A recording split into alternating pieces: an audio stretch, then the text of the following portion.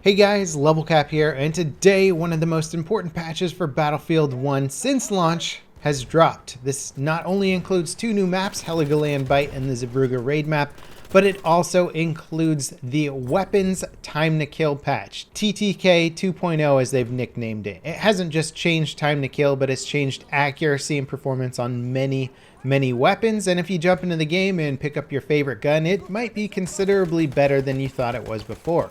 Or maybe it'll be outclassed now because some of the other weapons have gotten so much better. For example, this M1917 Browning is a significantly more effective weapon. Most of the machine guns got a very big damage increase, allowing you to drop most players with one less required shot, and the way DICE has balanced this out is they've made it so that the aiming down sight time on many machine guns takes a bit longer now. It will throw you off a little bit when you first start using it, but overall I think the machine guns are significantly more effective, and especially if you're playing the support class in a bipoded role or maybe not in the front lines where you have a little more time to aim down sight to engage your target, you can do some absolute serious damage with them. Now, one of the big fears of the TTK 2.0 patch was that it was going to leave medics behind. They were not getting any sort of substantial damage increase in terms of their base damage. They were, however, getting increased damage and accuracy at further ranges, so the drop-offs of their weapons were less extreme,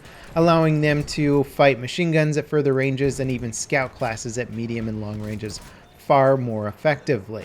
This has actually been a much bigger upgrade than I think many people were anticipating, and one of the standout weapons for me now is the RSC. It's accurate as heck. I think it might have even had a rate of fire buff slightly, still waiting on the SimThick notes to confirm a lot of this stuff, but the RSC is an absolute beast. Now it gets that 2-shot kill at extreme distance. It's still a weapon that only has 6 shots in a magazine and requires timing and patience and accuracy, so it's not a low skill weapon by any means, but if you have the accuracy and the skill to back it up, this could be one of the new best medic weapons in the game. Some other medic weapons that stand out with significant performance improvements that you should try out are the M1917 SL Factory, and basically every variant of the auto-loading 8.35 has seen a significant upgrade.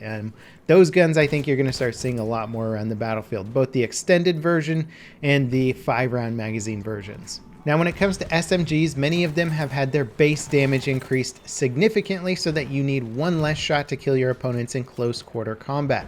Some of them have also had accuracy changes and improvements to make them generally more enjoyable weapons to use. One weapon that you'll really want to watch out for though is the Ruby Rolls, as that one has seen the damage increase and it also performs incredibly accurately. So now you can use it as sort of a tap fire for medium range, and you can just go full auto in close quarters. It's a very effective assault weapon. Now, might be one of my new favorite assault weapons. Again, I need to use it a bit more, but across the board, many of the SMGs have seen huge improvements. The Automatico is still decent in close quarter combat, but compared to the upgrades from the other SMGs, I think people are really going to start favoring some of the other ones out there for their versatility. Also, the machine pistol still melts people in close quarters, so if you're expecting some of that top DPS weapons to sort of be dethroned in close quarter combat, they're not really. Just many of the other SMGs are far more versatile. When it comes to LMGs, there's a lot of good options to choose from. Many of them just do increased damage, so if you enjoyed an LMG from before, you're probably still going to enjoy it a lot. Things to note though are weapons like the BAR has seen a significant recoil increase, so if you're used to melting faces with that from before, you might have a little bit trickier of a time doing so now. I need to do quite a bit more testing with the LMGs to sort of figure out where the new LMG meta is, but I think overall you're going to be dying to LMGs a bit more at further ranges, and the prepared support class is also going to melt you faster in close quarters, provided that they're aiming down sight. That's the one downside, is that the ADS time on some of these takes a while, but then again, you know what, if you can hip fire, the damage increase is universal, so that's going to be nice as well. The Lewes Lmg also got quite a bit of a buff at long range, so I'm going to be testing that one out a bit more. I like this gun from the original lineup of weapons, so I'm always excited to see how some of the base weapons improve, not just the DLC guns. As for the Scout class, most of the weapons have not been significantly changed. Again, I don't have the official patch notes yet, so it's going to take a little while before we get all the concrete information. But for the most part, I think the Scout is going to play out relatively the same. That's okay, I think, for most people, because the Scout was one of my favorite classes before. I played it more than any other class, because some of their bolt-action rifles were incredibly good. Now the battlefield is going to be mixed up quite a bit more, especially at the long-range engagements. Machine gunners and medics are going to be far more effective. At first glance, the TTK patch is a nice, welcome change to Battlefield 1. It further rewards flanking maneuvers and fast reaction times, or people who are anticipating flanks. Less of the combat is focused around the 1v1 engagement and actually engaging multiple opponents at a time, which has always been a very important part of Battlefield and sort of took a shift with the initial weapon balance in BF1. Now it seems like it's coming back to the multi-opponent engagement concept a bit more. It's not a huge shift up in terms of like going all the way back to what Battlefield 3 and Battlefield 4 felt like. The time to kill is still significantly slower. You're not going to turn a corner and just burn through 3 guys like it's nothing if they're not ready for you. You're going to kill one guy, start shooting the second guy, the third guy's going to become aware of you and probably kill you at that point. So you still have to play somewhat reluctantly. You can't just go ham when you get an awesome flank like you could in previous Battlefield games, but you can do a bit more with the new patch than you could previously. Now, as for the 2 new maps, we have Heligoland Bytes, which is a vehicle-intensive map. Sea and air combat. There's no ground vehicles or anything like that. You can play infantry. You're probably going to get annoyed for a lot of it if the vehicles are dominating or the air is just absolutely dominating. I really enjoy this map, but I also really enjoy flying. The attack plane can absolutely clean up on this map, blowing up attack boats that just really can't defend themselves against you. It's fun. It's like shooting fish in a barrel, but I can see how people on the infantry game might get really annoyed with this map. Again, if you're a pilot or somebody in a destroyer or a dreadnought, you're going to be cleaning up and having a good time.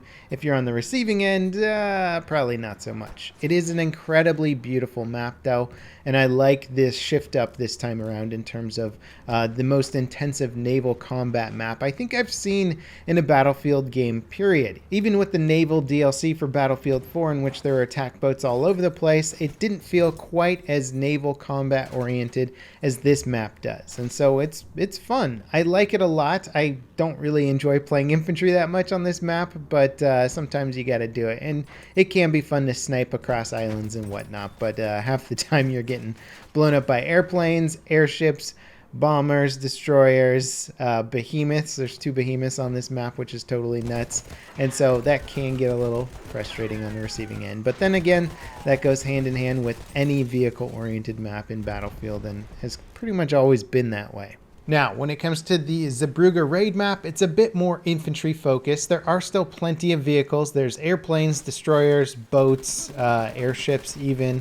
And so there's an entire bit of naval combat that can go on around the map. But if you're playing in the center of the map as infantry, you can, for the most part, kind of go untouched by some of the airplanes or boats out there. They're not as big of an impact that time around. And you would think I would like this map more because it's heavily infantry focused. I have some issues with it. One of them is that I'm just not a big fan of nighttime maps in the more recent Battlefield games. I think they make them incredibly dark. I feel forced to crank my brightness up to like 80% just to see stuff, and then at that point they just don't really look that good.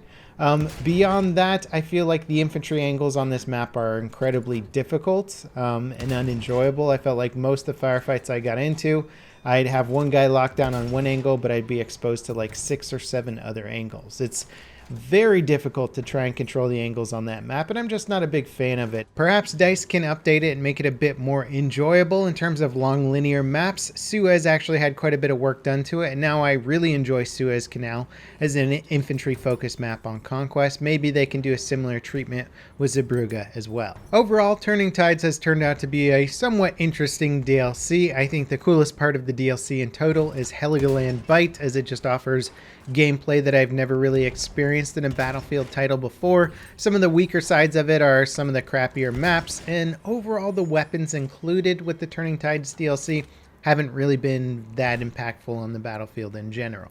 I certainly plan on going a bit more in depth with the latest TTK patch, so stay tuned to my videos tomorrow and for the rest of the week, as we'll be getting more in depth with what some of the better guns in the game are and how you might want to change your gameplay.